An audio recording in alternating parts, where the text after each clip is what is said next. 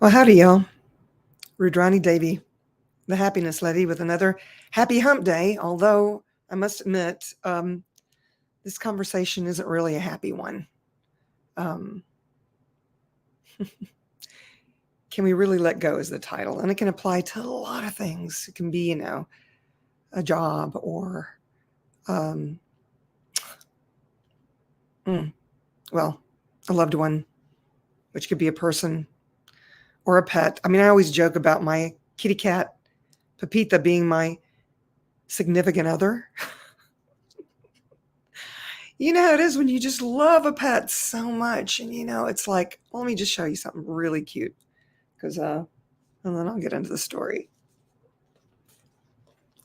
This picture, that's me holding all these babies.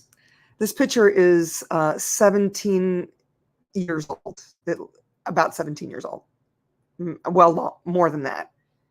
This little one crying right here, that's Pepita Puss. That's my little girl. She's very little here. She was the biggest in the litter.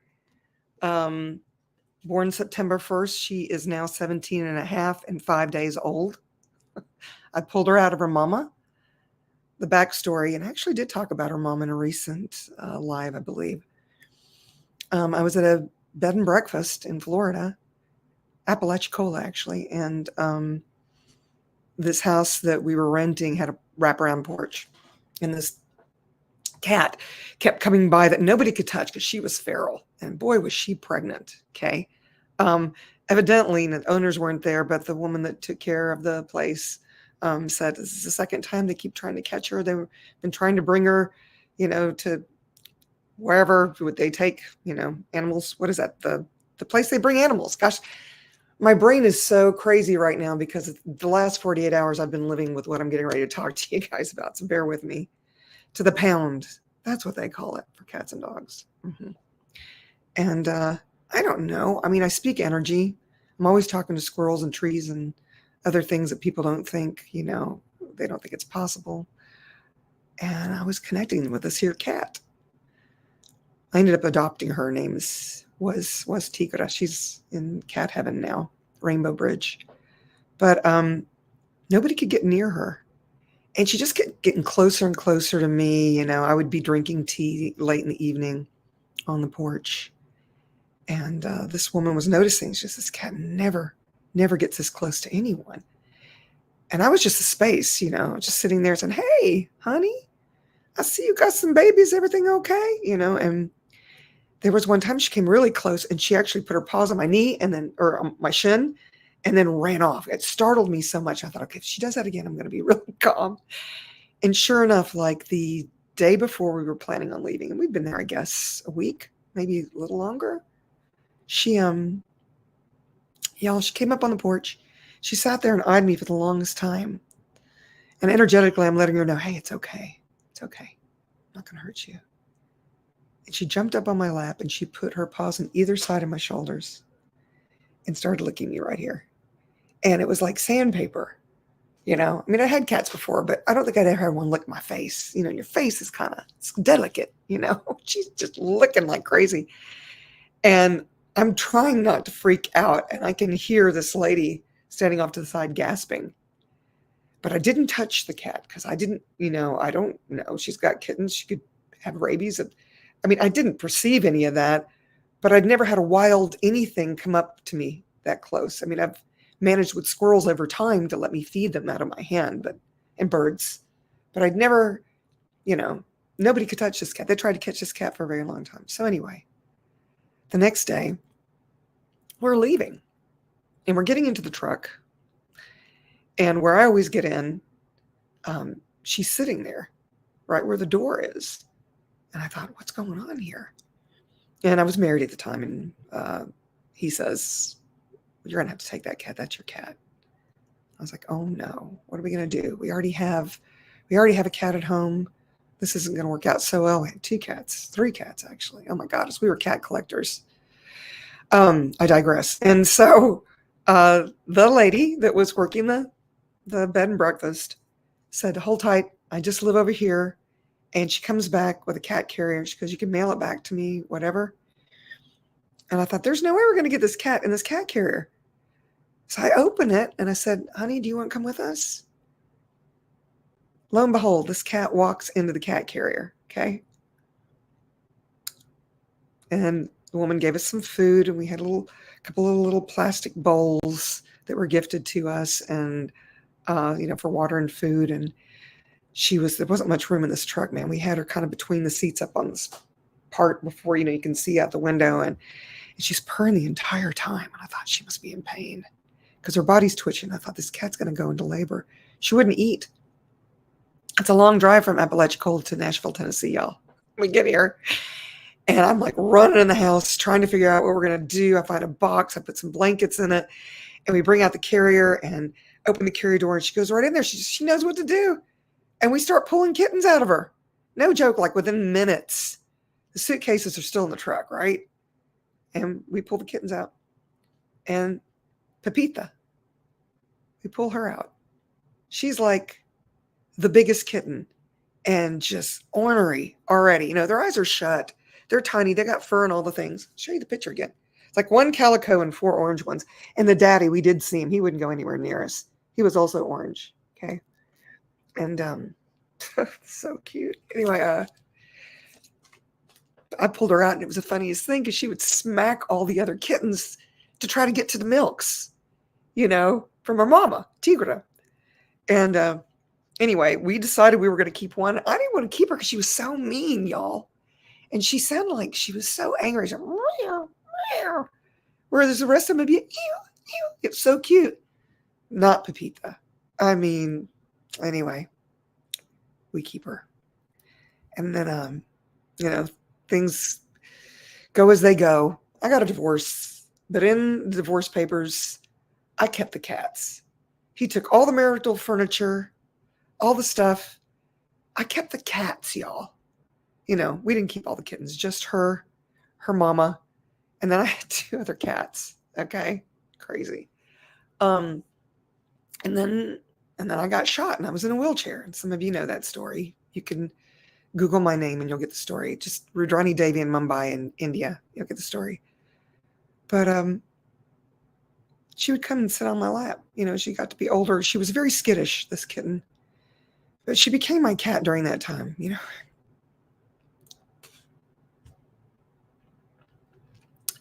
Bonded. I couldn't touch her. It was like her mom at first. I couldn't touch her at first. And she would just sit in my lap. And if I tried to touch her, she would jump off and run away. But over time, we got close. It's like I said, breathe, girl. My significant other, as a joke. She helped me get through a divorce. Lots of things. I remember one time he came by to get his stuff. And there she was. And he said, oh, Pepita. And she was like, rare, rare. And he's like, oh, she recognizes me. And I went, yeah, you bet she does. Because he was always so mean to her. He'd poke her and say, oh, she loves to play like that. And I'm like, no, you don't do that with a cat. You don't do that. And he called her. And of course, she didn't come to him. She came to me. That's my cat. She's been through a lot with me.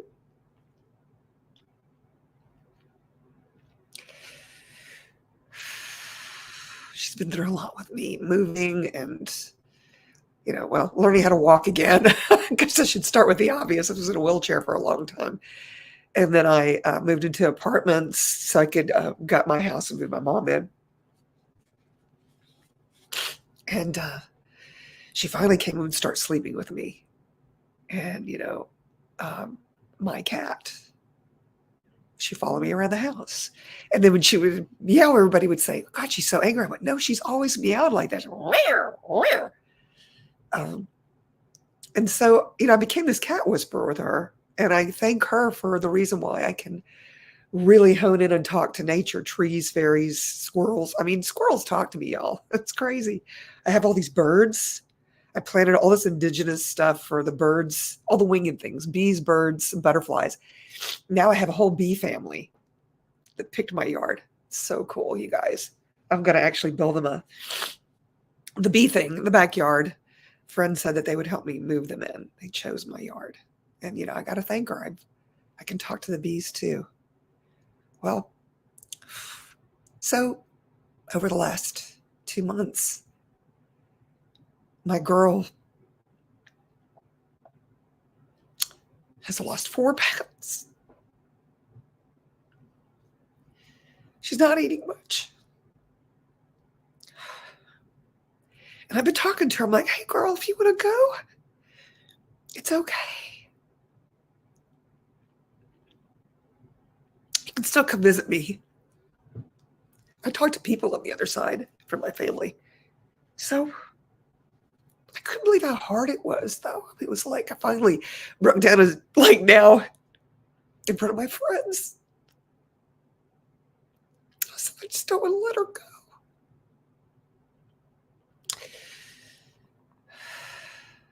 And they said that that's why she's not leaving.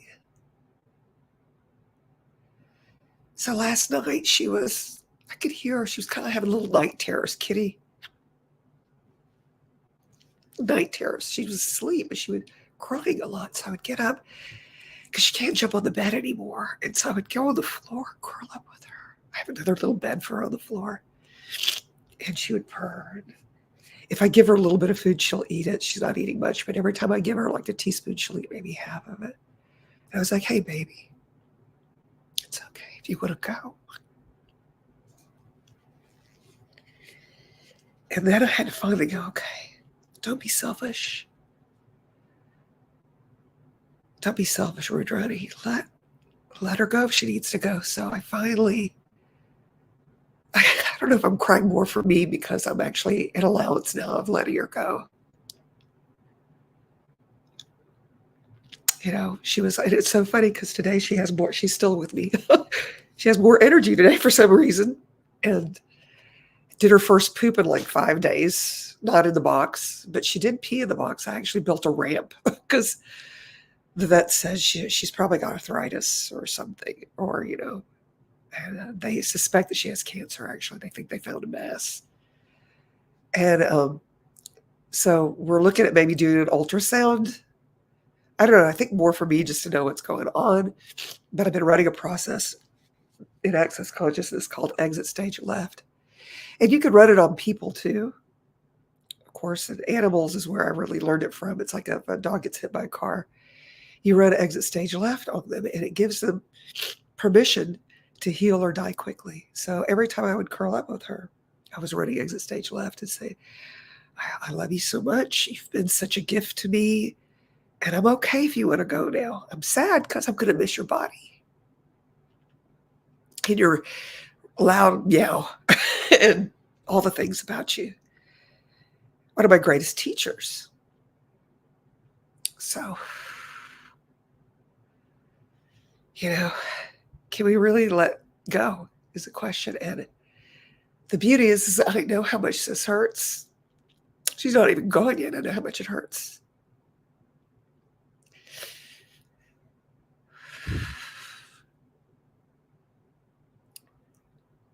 But if she chooses to go, she won't be in any pain.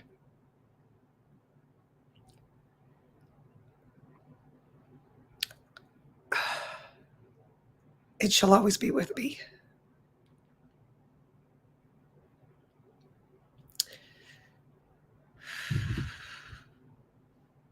I wish I could say these are happy tears. The happiness lady is just losing it here. But I am in a much better place. I think 2 days ago I would have begged her to stay. And now I'm like, hey, honey, whatever works for you. And what's funny, she's actually a little perkier. So maybe, whatever time she has left, she's stiff upper chin, whiskers, whatever. So I guess I'm doing this because I know probably a lot of you out there are losing or have lost a loved one, and it was hard.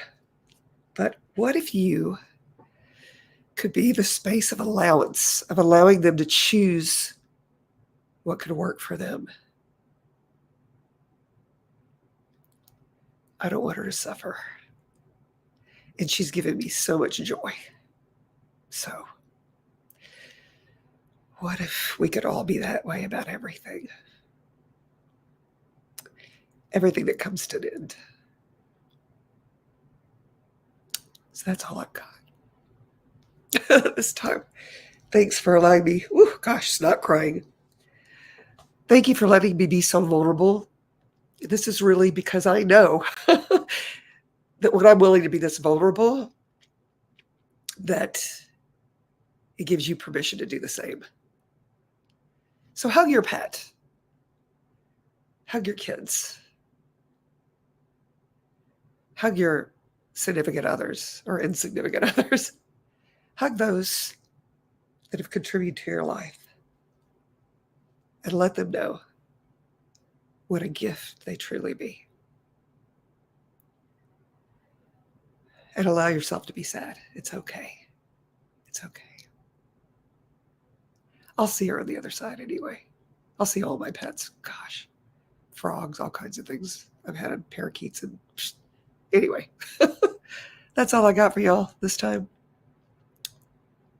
Ciao, ciao for now. And thank you so much. And if you have a pet you want to dedicate or whatever, write it in the comments and I'll be holding the space.